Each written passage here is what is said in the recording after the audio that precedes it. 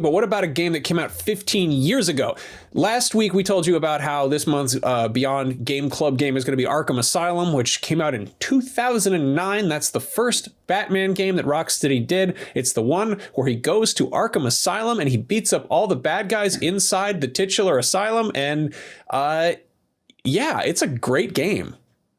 It is so good, so fantastic. I am really loving my time going back through Batman Arkham Asylum. I'm about 22% through it right now is what my save file says. I've done about 70 of the 240 Riddler trophies, like challenges that are in this game. It's outrageous. It's an outrageous amount, but I am enjoying my time with it.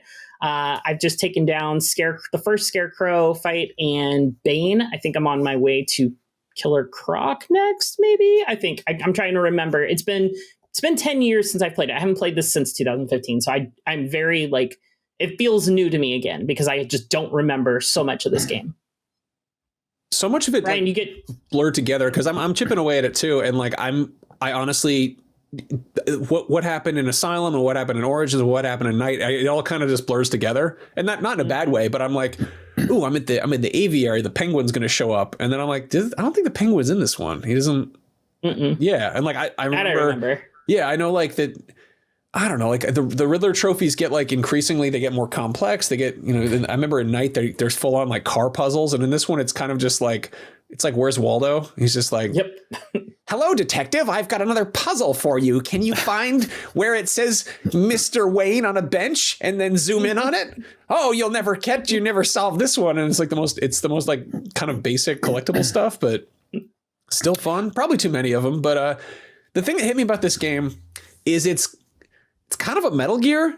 Like, it's kind of a Metal Gear Solid like in a lot of ways. And I don't know. I don't know if this was a thing that people talked about when it came out, but the first Metal Gear Solid has Solid Snake going into Shadow Moses, which is a secure facility, and basically Liquid Snake is this weirdo bad guy who's got his hands on the weapon of mass destruction, and he's got a bunch of these like colorful character villains, and you got to fight them all in various boss fights. There's the big hulking one, there's the weird psychic one who gets inside your head. There's the Scarecrow. Yeah, there's exactly, and then there's the sexy femme fatale who's Poison Ivy. Yeah, or Harley Quinn, I guess. But like, yeah, it's or Killer Croc. Yeah. Sexy to some. But I mean, I love that the boss fight design in Asylum is like, it's not always just like a straight like, okay, here's this thing, you got to fight it. It's like occasionally like a little bit puzzly. Like the Scarecrow sequences they're like stealth platforming puzzles almost. Like they feel like, looking at it now, it feels like playing like Little Nightmares or Limbo, which are both games that came out since then. Mm-hmm. And it's, yeah, I mean, again, that's the sort of the Scarecrow is the Psycho Mantis, and I don't know, Bane is the Vulcan Raven. And it's honestly like the whole time you've got the Joker coming in the PA system and being like, hey, Batman, it's me, the Joker, being a real piece of shit over here. Ha, ha, ha, you never get me. And like, wow, what's your impression of the Joker? I'm getting over a cold, man. Look out, Mark Hamill. Here he comes. Hey, everybody, it's me, the Joker. Oh, no. Charleston here. Yeah, I'm the Joker. Yeah, I don't know. Like Liquid Snake is constantly just calling you and like, hello, brother. And you're just like, oh, cool. I'm getting, Skype calls again. That whole thing where you're just like, it's this badass scenario. You got to go and take down a bunch of dudes, kick a bunch of ass, and fight a bunch of like really cool bosses. But also you got to take a bunch of phone calls. You got to like huddle in the corner and like be like, oh, sorry, hold on, I got to take this, and you wind up chatting with somebody for 10 minutes or whatever. No, so I recognize that Arkham City is the game that people like more, and in terms of like player agency and freedom and stuff like that, it probably handles the Batman license better, right? Because you can fly around over over Gotham City and upgrade your wingsuit and all this stuff like that, right? Like there's a lot in there that's like, okay, this represents the sort of the modernized version of Batman that people I think recognize from the movies, but as a huge Metroidvania fan, this game blew my mind when it first came out, and revisiting it, playing the Return to Arkham Asylum version, which I realized I'd never really played before. I don't know which version you guys are playing. I'm pretty taken aback at how well it handles all of that. It does a lot of the you know, the sort of trappings of a Metroid game where you've got, instead of a morph ball, you're crawling through tunnels and stuff like that. There's some verticality instead of like a, you know, a double, triple jump or wall jump or whatever. You've got your grappling hook stuff. But the opening hour or so of this game is just really, really strong. And I always forget that the way it tells a story, the way it brings Batman into this enclosed facility and traps him there, but also has you follow Joker as he enters Arkham Asylum. You don't realize you're walking into his trap, and the credits are popping up the whole time. It's just a really cool way to start a Batman story. One thing I am realizing revisiting it, it's a lot slower than I remember. Like actually walking is very slow in this game. Running is great, but running everywhere. I hate holding extra run. Yeah. I absolutely hate holding extra run. That annoys me. So like, I feel like running is great, but it's also, there's a lot of very tight corridors and small hallways and stuff like that. So running around this place isn't really your best option, right? Like you're also, you're trying to shoot up into the sky and, you know, or get up into the rafters, get up on the gargoyles, do takedowns and stuff like that.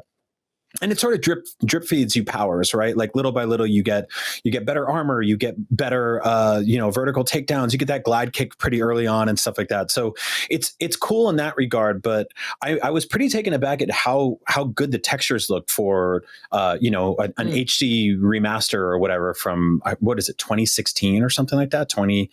Whenever it was, it came out. And like, it does a lot really to really show you that like this is a game that cares about Batman as a character, but also cares about the world he's in. And the idea of doing like an enclosed setting of Arkham Asylum and being like, this is a really smart way to introduce his rogues gallery little by little is really, it's just really clever. And I think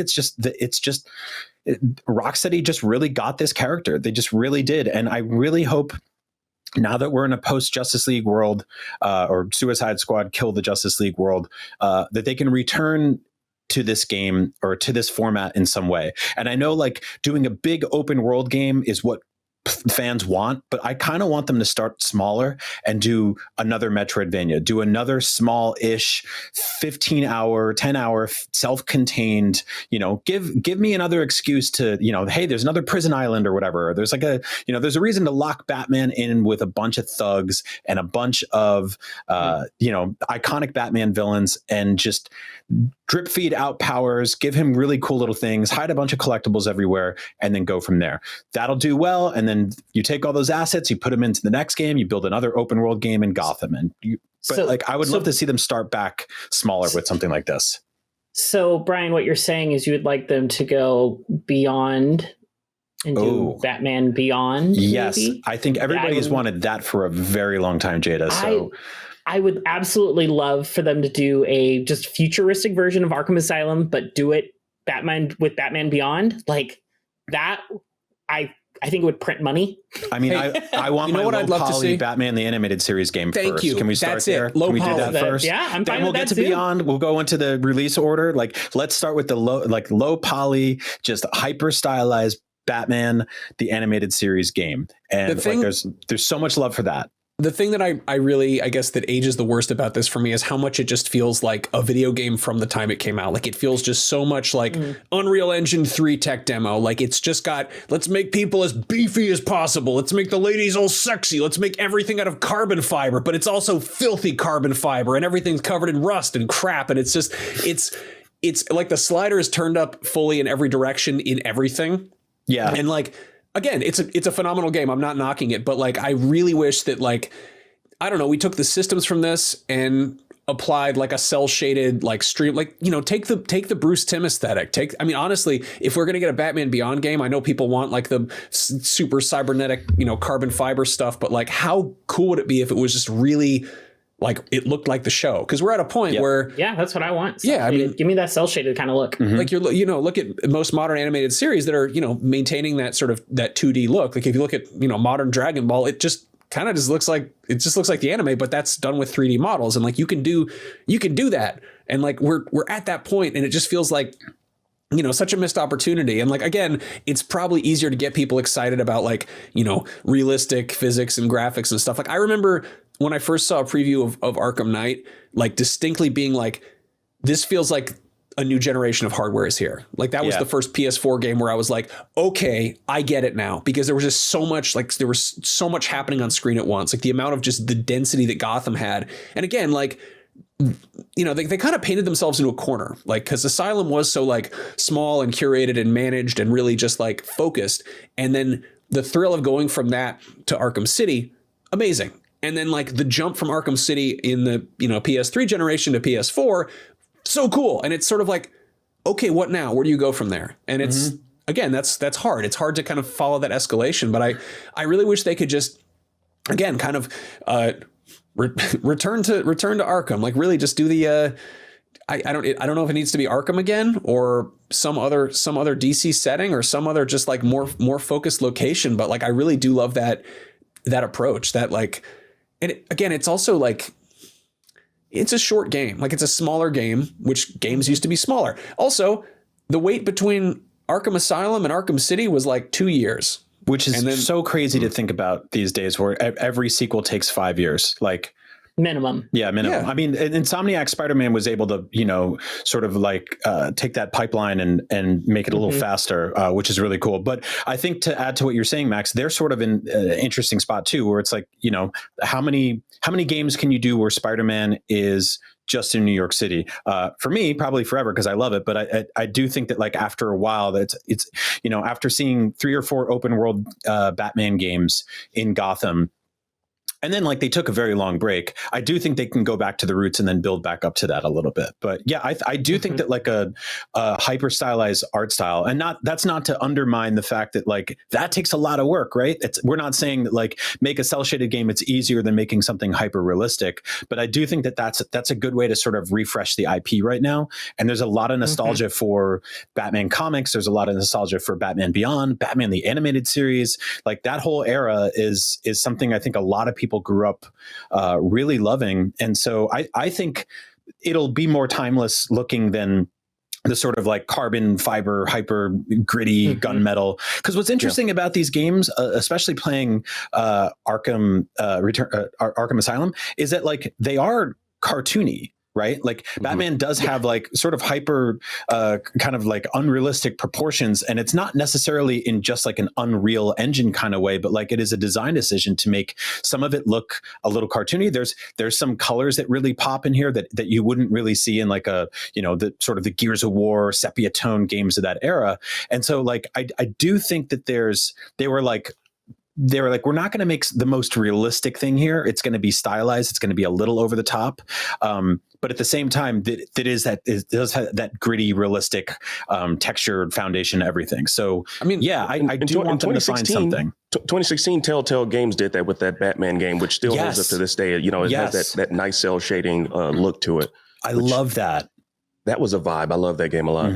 I know that's not part of the Arkham verse. I don't think so, because it's not made by Rocksteady. So I think that's just its own standalone point and click game. Yeah, and I think that like you're totally correct in taking something like that and translating it to like a third person action game and not sort of like a, you know, adventure game. I think would go a long way. It's also like people love Batman. Fans love Batman. Fans want Rocksteady to make a Batman game. Fans want Warner Brothers to make video games, period, which it doesn't seem they're super interested in doing these days based on recent news. Like they literally just canceled Wonder Woman like 4 days ago, right? But Brian, hold on. What about a game where it's sort of like the Batman games, except Batman is dead? You into that at all? Is he really dead? Or do you find out like year after the game came out that he wasn't really dead? I don't know. What about a game where you kill Batman? Does that sound more appeling? Do you want Batman to be dead when you show up, or do you want to kill him in the game? I like the idea, but I don't want to do that alone. Can I squad up with my friends and play as characters that I don't care about? Y'all are just really pitching me. I'm ready to see this game made. I'm ready to play it. Yeah, we could be some sort of Suicide Squad. I'll be Rope Guy, the guy that died 30 seconds into the first movie, and then you find out he has like an immensely problematic past. Who do you all want to be? I mean, I'd love to be Ratcatcher and just send a bunch of rats after all the people. You know, what if everyone just had guns and jetpacks? Is that working for you? Did Akeem leave? Is he a bigger Suicide Squad that killed the Justice League fan than you, Jada? I'm still. I don't think so. I don't think so. I don't want to be associated with this conversation. So Okay, look. I don't want to keep the game while it's down. Look, we're ragging on Suicide, Squad kills the Justice League. I enjoyed my time with it. I put a good chunk, probably 100 plus hours into this game. Wow. It had its faults. That is without a doubt. And there is a lot of things that Arkham fans and Rocksteady fans were not ready for, but at the core, there was a lot of really good gameplay in that game. So I do hope that they are able to extract the wins from that game, because it's got some of the best looking character models out there.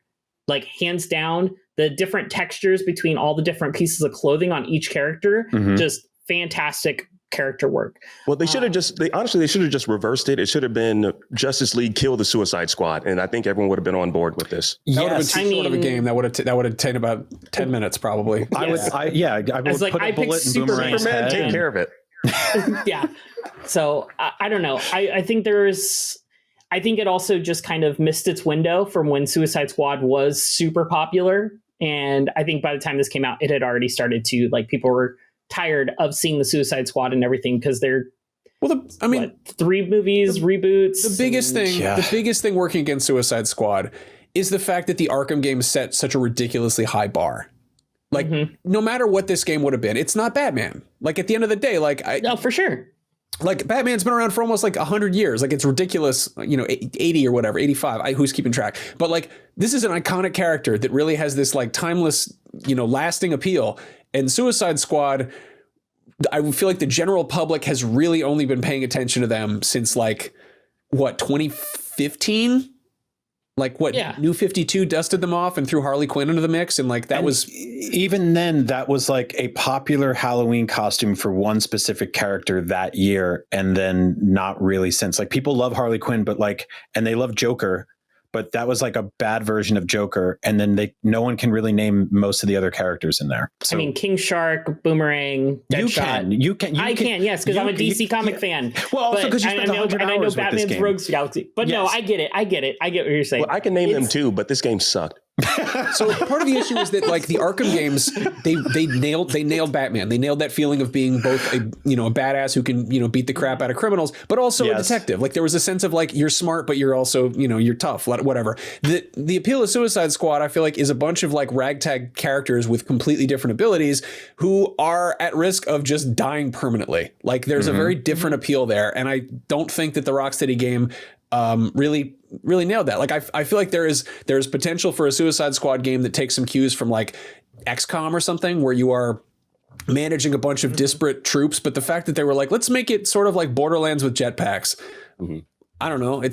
I mean, that's people love Borderlands. People love jetpacks. That should work. I think the biggest issue, A, it was marketing, and then B, I think it also is just too many people put too much on. It's not Batman to even give this game a fair shake. And so I think that's a lot of it. And obviously the story had its issues, but I think it paid off in the end. I just think people are too impatient nowadays. And that's just live service games in general that aren't, a smash hit out the gate. If you're doing a live service and you don't have, 2, 3, 4, Monster Hunter 1.3 million day one, and it's not even a live service, it's live service C. I think you can't develop longer form stuff like Suicide Squad was. But to Mac's credit, though, to what you said, I think you might have been on to something. What if they did something similar to Helldivers, where because there are lots of members of Suicide Squad, so it's you just drop as soon as one dies, then another one drops in or something to replace that person. They could have done something like that. That could have been cool. Awesome. Yeah, I mean, I think it's also just people have a harder time getting into looter shooter RPGs because they're way more depth than you would need that you have to understand compared to playing a Batman Arkham game. You pick up a Batman Arkham game, what you're doing within the first hour. Suicide Squad, Gotham Knights, that what you're doing and how you're supposed to play that properly evolves constantly as you're playing through the game and advancing. I think they're pretty upfront. You're supposed to kill the Justice League. Did you not follow the directions? It was right there on the box. Anyway, in Arkham Asylum, one of the things I love is one of the first people you interact with in that game is a sociopath named Zaz. And looking at, at modern Warner Brothers and who's in charge over there, that's very funny. Mm-hmm. If only there was a Batman to wow. Yeah. do those events. No, I mean, it's Arkham Asylum is so good because of how well it's scoped and how well it's I agree. It is.